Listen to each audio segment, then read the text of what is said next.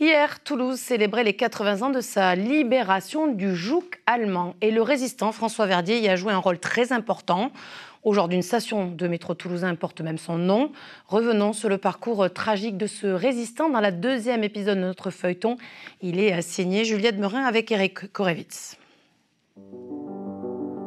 Le 27 janvier 1944, dans la forêt de Bouconne, près de Toulouse, le corps d'un homme est retrouvé. Il s'agit de François Verdier.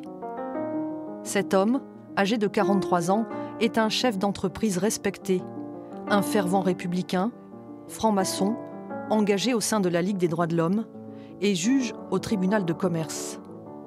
En 1943, dans la France occupée par l'Allemagne, il organise le noyautage des administrations publiques. François Verdier devient un forain, le chef des mouvements unis de la résistance dans la région. À Toulouse, c'est compliqué d'unifier les mouvements de la résistance. Ici, il y a une atmosphère politique, même au sein de la résistance, de rivalité. Il faut quelqu'un qui soit respecté de tous, qui fasse consensus, qui sache négocier. Et François Verdier apparaît en juin 1943 comme la personne pouvant faire ça. Et en juin 1943, donc, il devient chef régional des mouvements unis de résistance, donc le patron, l'équivalent de Jean Moulin au niveau national. François Verdier le devient au niveau régional. Au sein de la résistance, la nomination de François Verdier suscite des jalousies. Un camarade le dénonce. Forain est arrêté chez lui, à Toulouse, dans la nuit du 13 au 14 décembre 1943.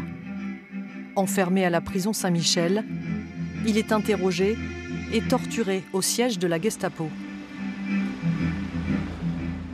Ils vont utiliser toutes les méthodes jusqu'à essayer de le faire parler dans son sommeil. Ça, on le sait par des auditions d'agents de la Gestapo après la guerre. Mais rien ne fonctionne. Donc ils le conduisent à la prison Saint-Michel, ils le ramènent au siège de la Gestapo. Après, ils le mettent dans une cellule collective pour essayer de le faire parler à ses camarades de prison. Rien ne fonctionne. On fait du chantage, on lui dit « on a arrêté ta femme, tu vas parler, on cherche ta fille ». Sa fille Françoise, qui avait 12 ans, est recherchée par la police allemande. Heureusement, les amis de François Verdier l'ont cachée, mais ils ont tout tenté, et sans y parvenir. Donc, pour une décision qui nous échappe un petit peu, ils décident, les deux agents de la Gestapo, dont on a les noms, qui n'ont jamais été jugés ni retrouvés, décident de le conduire en forêt de Bouconne et de l'exécuter. François Verdier est tué par balle. Une grenade placée dans sa bouche le rend méconnaissable.